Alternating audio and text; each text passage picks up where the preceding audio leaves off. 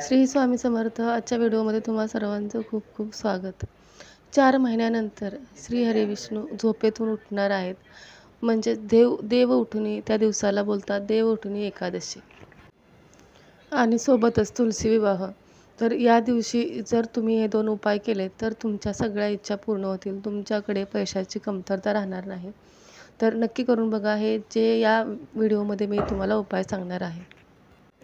असं म्हणतात की 4 महिन्यानंतर विष्णू भगवान ज्या दिवशी झोपेतून जागे होतात त्या दिवसाला देव उठणे एकादशी असं म्हणतात.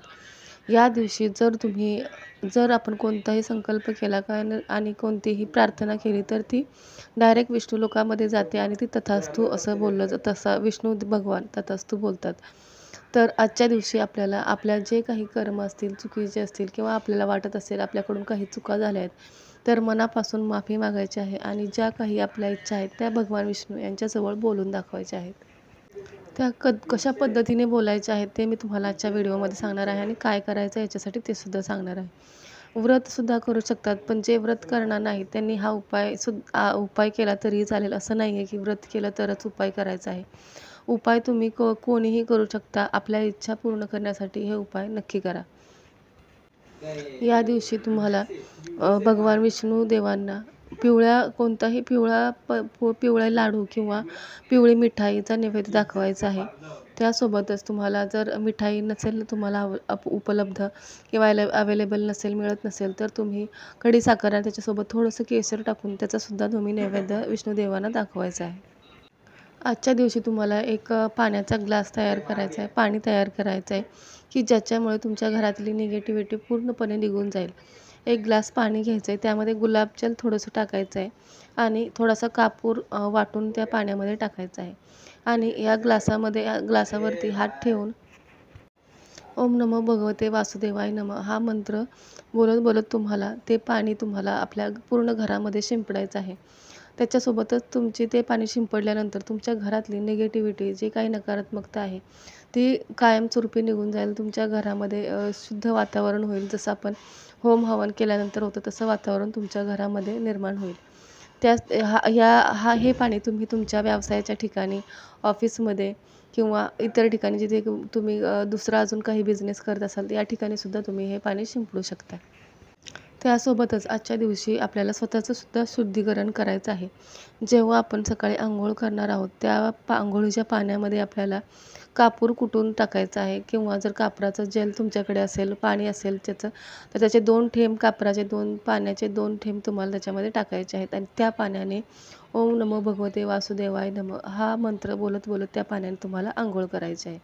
आता पुढे तुम्हाला मी जे 2 उपाय सांगणार आहेत ते लक्ष देऊन ऐका आणि ते उपाय नक्की करा. तर पहिल्या उपायामध्ये आपल्याला तयार करायचं आहे एक गोल्डन मॅनिफेस्टेशन कॉईन. त्यासाठी तुम्ही कोणतंही एक कॉईन घेऊ शकता. मग ते 1 रुपयाचं असू दे किंवा 5 रुपयाचं असू दे. ते कॉईन घ्यायचं आहे आणि त्या कॉईनला तुम्ही काय करायचं आहे हळद ओली करून हळदीचा त्याला टिळा लावायचा आहे. दोन्ही साईडला लावा, एका साईडला लावा. हळदीचा त्याला टिळा लावल्यानंतर दोन्ही हातामध्ये ते कॉईन होल्ड करायचं आहे म्हणजे दोन्ही हातामध्ये पकडायचं आहे आणि मगाशी जो मी मंत्र तुम्हाला सांगितला ओम नमो भगवते वासुदेवाय नमः हा मंत्र 1-2 मिनटं तुम्हाला बोलायचा आहे. त्यानंतर तो मंत्र बोलून झाल्यानंतर ओम श्रीम क्लीम कृष्णाय नमः हा मंत्रसुद्धा तुम्हाला 1-2 मिनटं बोलायचं आहे आणि त्यानंतर ते नाणं जे आहे ते तुम्हाला देवघरामध्ये ठेवायचं आहे. जर तुमच्याकडे विष्णूची मूर्ती असेल तर विष्णूच्या मूर्तीजवळ समोरसुद्धा तुम्ही ठेवू शकता किंवा नसेल तर कोणत्याही देवाच्या समोर ते कॉईन ठेवायचं आहे. हे नाणं तुम्हाला 24 तास ॲज इट इज तसंच ठेवायचं आहे, तिथेच ठेवायचं आहे 24 तासपर्यंत. 24 तासानंतर हे नाणं तुम्हाला तुमच्या पर्समध्ये ठेवायचं आहे. पुढच्या एकादशीपर्यंत, महिन्याला एकादशी येत असते, 1 महिन्यापर्यंत हे नाणं तुम्हाला तुमच्या पर्समध्ये ठेवायचं आहे.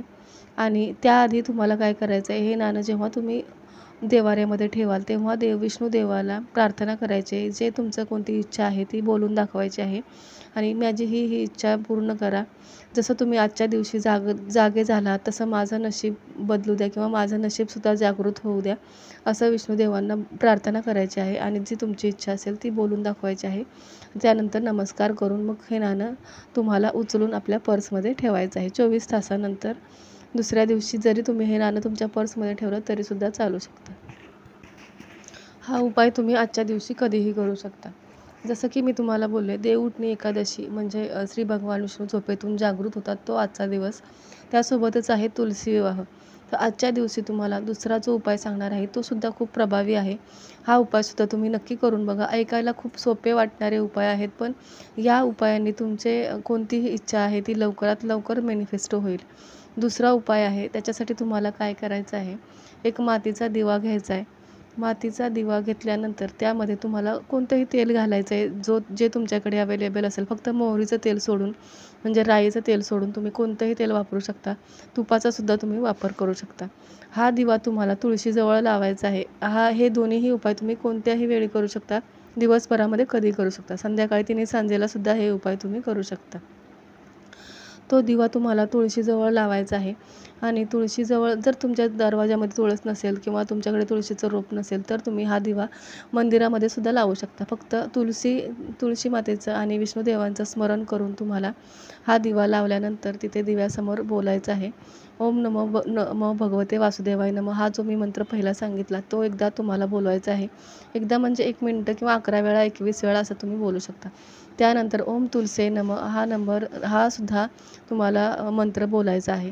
1-2 मिनिटंसुद्धा तुम्ही बोलू शकता. हे 2 मंत्र बोलल्यानंतर तुम्हाला ज्या काही तुमच्या इच्छा आहेत त्या तुम्हाला बोलायच्या आहेत, की माझी ही इच्छा पूर्ण पूर्ण करा किंवा तुमच्या जे पैशाबद्दल काही अडचणी असेल, कोणतीही इच्छा तुम्ही बोलू शकता. त्यानंतर तुम्हाला हे एक वाक्य बोलायचं आहे, की जसे विष्णू भगवान आजच्या दिवशी जागृत झालेले आहे, तशी माझी सफलता, नशीब, माझं भाग्य जागृत झालेलं आहे आणि ही इच्छा माझी विष्णुदेवांनी पूर्ण केलेली आहे किंवा ही तेवढी इच्छा माझी विष्णुदेवांना प्रार्थना करायची आहे, की माझी ही इच्छा पूर्ण करा. माझ्या घरामध्ये सुखसमृद्धी येऊ द्या. तुळशी मातेला प्रार्थना करायची आहे, माझ्या घरामध्ये सुखसमृद्धी येऊ द्या आणि तो दिवा तसाच जोपर्यंत जळतोय तोपर्यंत जळू द्या. त्यानंतर तो दिवा तुम्ही वापरूही शकता. दुसऱ्या दिवशी विझल्यानंतर तो तुम्ही यूज करू शकता. मेटलचा असेल तर तो तर तुम्ही यूज करणारच, पण मातीचा असेल तो सुद्धा तुम्ही पुन्हा यूज करू शकता. तर आजचे हे उपाय खूप छोटे वाटतात किंवा ऐकायलासुद्धा खूप साधे वाटतात, पण हे उपाय तुमची इच्छा लवकरात लवकर पूर्ण करतील. या विश्वासाने नक्की हे उपाय करा. व्हिडिओ कुठेही आवडला असेल तर लाईक, शेअर आणि सबस्क्राईब करायला विसरू नका. पुन्हा भेटूया पुढच्या अशाच छोट्याशा उपायासोबत. तोपर्यंत श्री स्वामी समर्थ. धन्यवाद.